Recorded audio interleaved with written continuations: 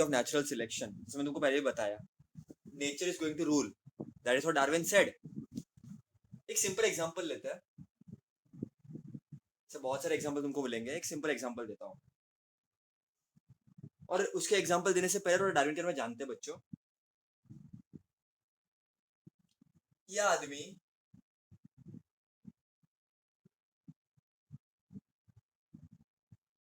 HMS beagle ship में अलग अलग आइलैंड्स, ओशंस, अलग अलग जगह पे गया, एक ही मकसद था,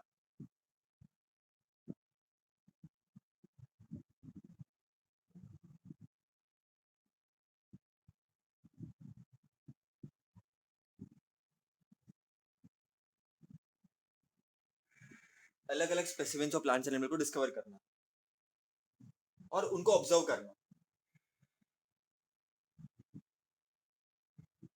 और ये सबको उन्होंने ऑब्जर्व करके उन्होंने देखा कि बच्चा अच्छा ये लैंड पे तो ये वाला एनिमल ग्रो कर रहा है, ये वाला प्लांट ग्रो कर रहा है, तो उन्होंने एक सिंपल थियरी रखी, जैसे मैं तुमको पहले ही बताया,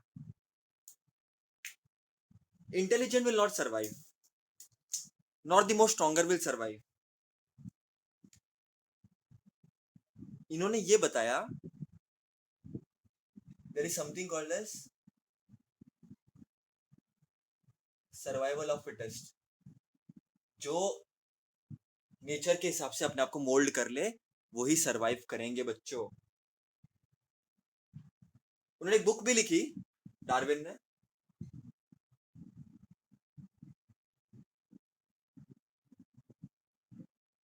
ओरिजिन ऑफ स्पीशीज, बहुत फेमस बुक है, अमेजोन पे ढूंढोगे मिल जाएगा तुम लोगों को। उन्होंने यही बोला, एक सिंपल चीज बोली उन्होंने, यहाँ पर कंपटीशन है, लाइफ थ्रेटनिंग कंपटीशन है, हर एक जन एक दूसरे से लड़ रहा है, इसीलिए लड़ रहे हैं कि उनको जीना है, ठीक है, जो फिट होगा वो रह लेगा और जो फिट नहीं होगा ही विल गो अवे। और इस तरह से लड़ाई कर करके ऑर्गेनिज्म एक दूसरे से भिड़ करके अपने आप को बदल करके मॉडिफाई कर करके इवोल्यूशन करती है। बिना लड़े बिना करे कुछ नहीं होने वाला। देखो डार्विन की एक चीज बहुत इंटरेस्टिंग है, ये इंसान बहुत खतरनाक इंसान थे, ये खुद अपनी शिप पे गए, अलग अलग आइलैंड पे गए, अलग अलग प्लांट्स एनिमल्स को देखा उन्होंने, है ना, ऐसे बहुत सारे स्पीशीज तो इन्होंने खुद ने डिस्कवर कर दिया, ठीक है, इनको फादर ऑफ इवोल्यूशन भी बोलते हैं, फादर कहते हैं इनको। और इनको ये भी बोलते हैं कि ये जो भी स्पीशीज डिस्कवर करते हैं सबको खा देते हैं ये, बीट प्लांट्स एनिमल्स। तो लास्ट क्षण में जब मरने का समय था तो इनको बहुत सारी बीमारियां हो चुकी थी, बहुत सारी, लेकिन काम करते गए करते गए करते गए। तो इनकी थियरी बहुत एक्सेप्टेड है, क्योंकि और इसकी इनकी थियरी लोगों ने एक्सेप्ट, पता है लोग उनको पागल बोलते थे जब इन्होंने थियरी रखी अपनी, क्योंकि जब इन्होंने अपनी थियरी रखी बच्चों तब भगवान पे बहुत बिलीफ था, एग्जिस्टेंस पे ज्यादा बिलीफ नहीं था, साइंस पे तो बिलीफ नहीं था, लोगों की सोच बहुत अलग थी, जो इंस्टीट्यूशनल चीजें होती थी वो एक ही चीज सिखाती थी, इन्होंने पूरा चैलेंज ही कर दिया, इन्होंने आइडिया ऑफ गॉड को चैलेंज किया बच्चों।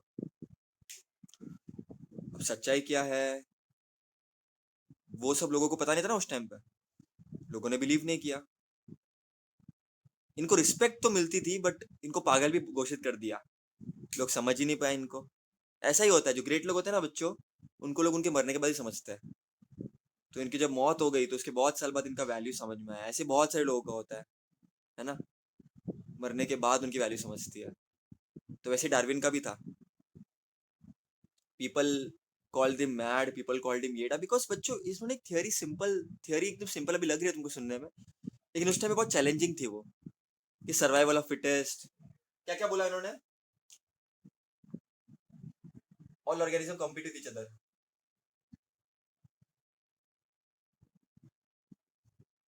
कम्पीट, सब ऑर्गेनिज्म एक दूसरे से कम्पीट करता है।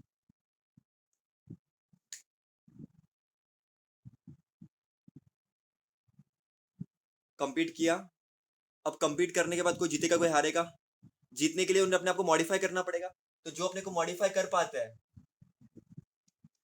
जो अपने आप को अडेप्ट कर पाता है नेचर के साथ, रह पाते बराबर से नेचर के साथ, और जो फिट है वो जिएंगे, लेकिन जो अपने आप को मॉडिफाई नहीं कर पाते वो पेरिश हो जाएंगे, ठीक है, नहीं रहेंगे। से dinosaur are no more, we are there because we are the fittest, we competed and we adapted to the change. अगर अपन अडेप्ट नहीं करते तो शायद अपन भी नहीं जीते, है ना। सो जो अडेप्ट कर पाए, जो मॉडिफाई कर पाए, वो जी गए, और जो नहीं कर पाए वो मर गए। सो बच्चों, डार्विन ने एक ही चीज बोली, देयर इज नेचुरल सिलेक्शन।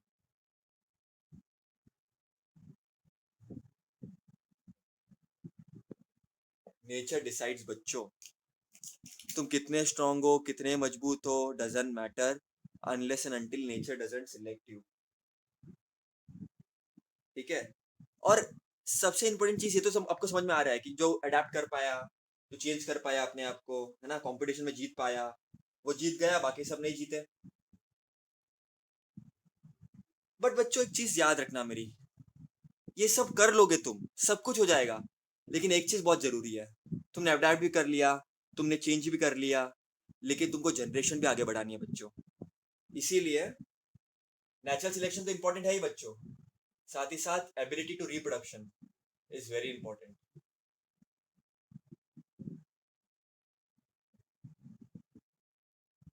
उसके बिना कुछ नहीं हो सकता। Ability to reproduce and natural selection is very important, क्योंकि तुमने अडेप्ट तो कर लिया अपने आप को, लेकिन तुम रिप्रोड्यूस नहीं कर पा रहे हो, जनरेशन आगे नहीं बढ़ेगा, स्पीशीज खत्म। ऐसा हुआ भी है ना। तो Darwin's theory of natural selection was widely accepted बहुत ड्यूरेशन तक, और बहुत लॉजिकल भी लगती है ना, कि जो फिट होगा वो सर्वाइव करेगा, जो फिट नहीं होगा सर्वाइव नहीं करेगा। यहाँ पर कंपटीशन है, यहाँ पर नेचर सब सिलेक्ट करता है, बराबर के नहीं। और जो फिट होगा वो सर्वाइव करेगा, जो फिट नहीं होगा सर्वाइव नहीं करेगा। बच्चों एक बहुत फेमस एग्जांपल तुमको देखने मिलता है यहाँ पर,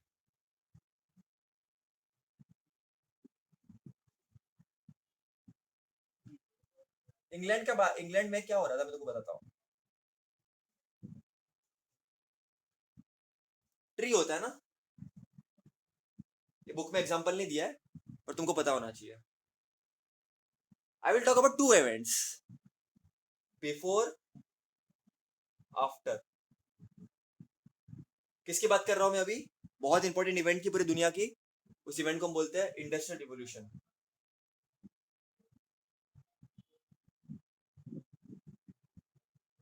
बुक में एग्जांपल नहीं दिया है, बट मैं तुमको बता रहा हूँ।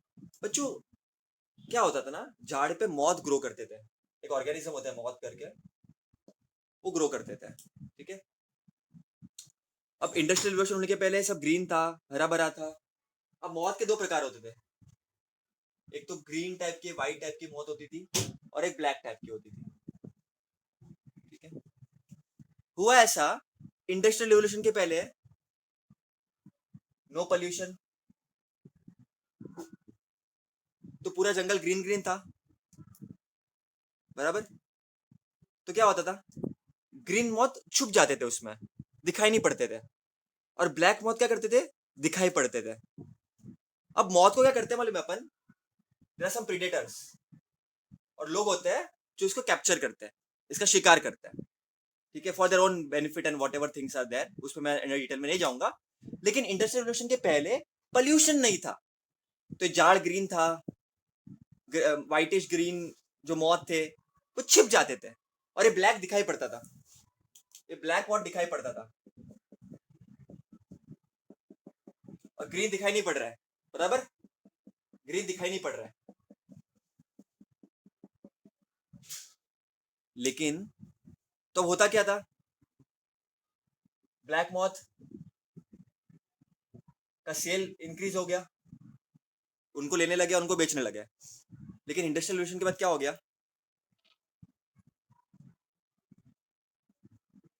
पॉल्यूशन इंक्रीज हो गया, तो पूरा का नियर बाय एरिया जो था ना बच्चों, वो काफी पल्यूट हो चुका था,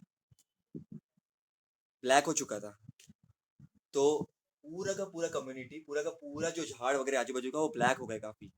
तो अब क्या होगा, अब ब्लैक मोथ छुप जाएंगे, अब ब्लैक मोथ छुप जाएंगे, अब ग्रीन मॉथ का सेल, ग्रीन मॉथ या व्हाइटिश मॉथ, उसका सेल इंक्रीज हो जाएगा, तो बच्चों यहाँ पर देखो नेचर ने डिसाइड किया किस तरह से काम हुआ. Obviously human activity affects nature, it 110% affects nature, लेकिन आखिर डिसीजन तो नेचुरल ने ही लिया. अब तक यही चलते आ रहा है ना. फिर तो अपन एक्स वाई जेड बहुत सारी चीजें की, लेकिन यही चलते आ रहा है. ऐसे बहुत सारी चीजें बेटा, एक चीज नहीं है, ऐसे हजारों चीज तुमको मिलेगी जो नेचर ने डिसाइड की है, जो नेचर के हिसाब से हो रही है. तो डार्विन की थ्योरी बहुत खास थी, बहुत स्पेशल थी बच्चों. लेकिन अब नेचर सिलेक्ट करता है, नेचर डिसाइड करता है. अब नेचर डिसाइड करेगा तो क्या होगा, चीजें बहुत स्लो होगी, चीजें स्लो होगी ना, बराबर के नहीं, चीजें बहुत स्लो होगी. फिर कभी कभी कोई कोई चीज बहुत फटाफट हो जाती है, कोई कोई चीज यूजफुल यूजलेस वेस्टेबल ऑर्गन्स रह जाता है. तो डार्विन थियरी की चीजें बहुत अच्छी थी, नेचर ने सिलेक्ट किया पूरा, नेचर ने डिसाइड किया सब कुछ, एवरीथिंग वाज गुड. ने बच्चों बहुत सारी चीज अच्छी भी बोली, लेकिन देयर वर सम ऑब्जेक्शंस.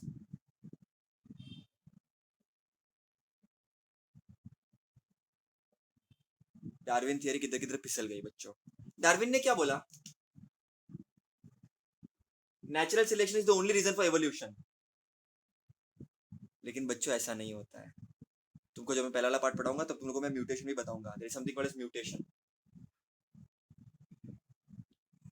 ठीक है, सडन चेंजेस, जैसे किसी को सिकल सेल एनीमिया होता है,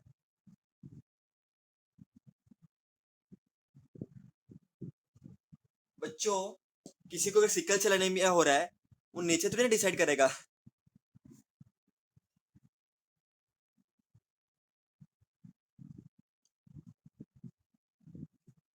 वो नेचर तो नहीं डिसाइड करेगा, वो तो म्यूटेशन है तुम्हारे जीन का.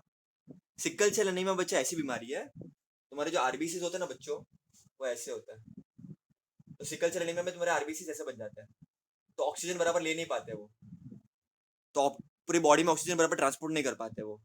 तो ये जो जिनको एकदम सीवियर सिकल सेल एनीमिया होता है, वो खुल के हंस भी नहीं सकता, भाग भी नहीं सकता, क्योंकि ऑक्सीजन लेवल बॉडी में कम हो गया तो उसकी डेथ भी हो सकती है. सिकल सेल एनीमिया के बारे में और बात करेंगे अपन, 9 में भी तुमको था ये चीज. अब बच्चों सिकल सेल एनीमिया क्या है, म्यूटेशन है. मतलब एक जीन में म्यूटेशन हो जाता है, तुमने पढ़ा था लास्ट ईयर, राइट. अब मैं उसके अंदर डिटेल में नहीं जाऊंगा. तो वो जीन में म्यूटेशन हो जाता है, तो वो अब नेचर थोड़ा डिसाइड कर रहा है. तो ये भी तो इवोल्यूशन, इसके जैसे भी तो इवोल्यूशन हो रहा है, बराबर के नहीं. और बहुत सारे फैक्टर्स भी होते हैं. सो पहला ऑब्जेक्शन ये था कि भैया डार्विन तुमने क्या बोला,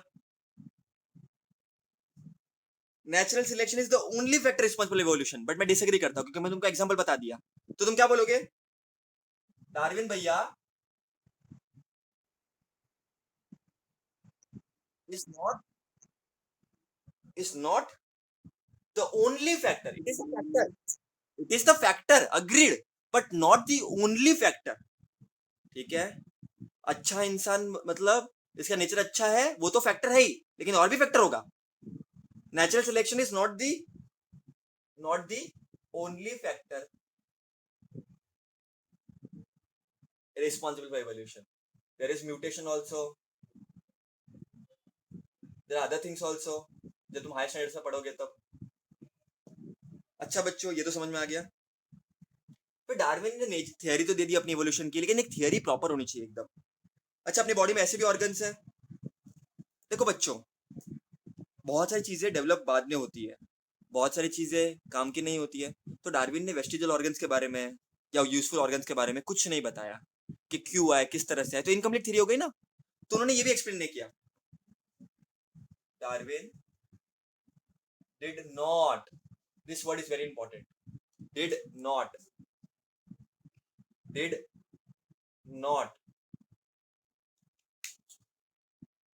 mention any explanation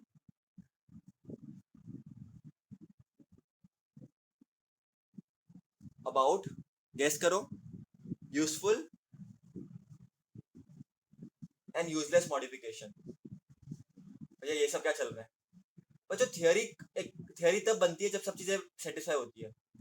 तो यूजफुल मतलब क्या, अपने कान में ईयर ड्रम्स है, अपने पास ब्रेन है, अपने पास वर्टिब्रल कॉलम है। पहले अपना वर्टिब्रल कॉलम थोड़ा सा बेंड था, ठीक है, अब वो इरेक्ट हो चुका है, तुम डायग्राम में देख ही सकते हो, बराबर कि नहीं? तुमको पता ही है कैसे अपन थे, कैन यू सी कैसे अपन बैंड थे, धीरे धीरे धीरे धीरे देखो अपन इरेक्ट हो गए, सीधे हो गए। तो ये मॉडिफिकेशन क्यों हुआ? यूजफुल मॉडिफिकेशन किसके लिए हुआ? एंड यूजलेस जो मॉडिफिकेशन है, जैसे अपने पास अपेंडिक्स है, जैसे अपने पास ईयर पिन्ना के मसल्स है, अपने पास अपने आंखों में ना एक पार्ट होता है, उसको हम बोलते हैं प्लिका सिमुलिनारिस, है ना? अगर तुम देखोगे ना आंखों में ऐसा लास्ट में तक व्हाइट रेड कलर का ऐसा पार्ट होता है, वो भी यूजलेस है। अपने बॉडी हेयर्स, पता है अपने को कोई अच्छा सुनते गूजबम्स आते हैं, अपने को गूजबम्स आते हैं ना, बॉडी हेयर्स है, गूजबम्स है, ऐसे बहुत सारी चीजें बच्चा यूजलेस है, तो वो क्यों चाहिए अपने को? वो तो नहीं होनी चाहिए, तो वो क्यों है? डार्विन ने कुछ नहीं बताया उसका एक्सप्लेनेशन, ठीक है? तो इधर भी डार्विन जी फेल हो गए, ठीक है? मतलब देखो लेजेंड थे, डार्विन वाज अ लेजेंड, ये बात तो माननी पड़ेगी, ठीक है? लेकिन कुछ कुछ चीजें तो इनकम्प्लीट हो गई ना बेटा, वो तो अपने टाइम के बाद आगे थे, लेकिन obviously science is ever changing. फिर एक और चीज,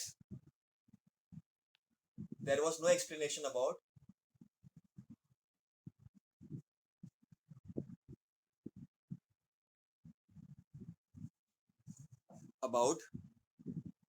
slow changes and abrupt changes. Abrupt मतलब फास्ट चेंजेस। जैसे फॉर एग्जांपल तुम्हारी मम्मी में सिकल सेल एनीमिया का जीन था, बच्चे में आ गया, तो बच्चे में कुछ चेंजेस हो गया, तो इतना फास्ट चेंज कैसे हुआ वो डार्विन बता नहीं पाया। फिर कोई कोई चीज कितने स्लो की होती है, जैसे अपेंडिक्स है, इतने साल तो अपने बॉडी में पड़ा हुआ है, कुछ काम नहीं, कुछ काम नहीं, पड़ा हुआ है, पड़ा हुआ है, पड़ा हुआ है, पड़ा हुआ है, पड़ा है, क्यों चाहिए? तो ये स्लो चेंजेस इतना टाइम से क्यों पड़े हुए हैं, ये चेंज क्यों नहीं हो रहा है, जा क्यों नहीं रहा है, उसके एक्सप्लेनेशन। फिर कोई चीज एकदम फास्ट हो रही है, उसका एक्सप्लेनेशन, ये भी डार्विन भाई साहब ने नहीं दिया। तो एग्जाम में क्वेश्चन आएगा, what is Darwin theory natural selection and right is objections. Objection बहुत इंपॉर्टेंट है, एग्जाम में पूछ सकते हैं, ये लास्ट नहीं आता तो इस साल आ सकता है। तो natural selection is not the only factor, बाकी चीजें भी होती है। He did not explain useful and useless modification and slow and abrupt changes को भी वो एक्सप्लेन नहीं कर पाया। तो एक सिंपल तरीके से तुम याद कर सकते हो, रट्टा मारने की जरूरत ही नहीं है ना, लॉजिकली समझने का। डार्विन ने क्या बोला? डार्विन ने तुम्हारी थ्योरी रखी, नेचुरल सिलेक्शन की थ्योरी रखी, लेकिन वो अकेला रीजन नहीं है एवोल्यूशन का, पहला पॉइंट ये। उसके बाद यूजलेस एंड यूजफुल मॉडिफिकेशन क्यों होते हैं बॉडी में, वो डार्विन ने नहीं बताया। फिर स्लो एंड एब्रप्ट चेंजेस क्यों होता है, वो डार्विन ने नहीं बताया।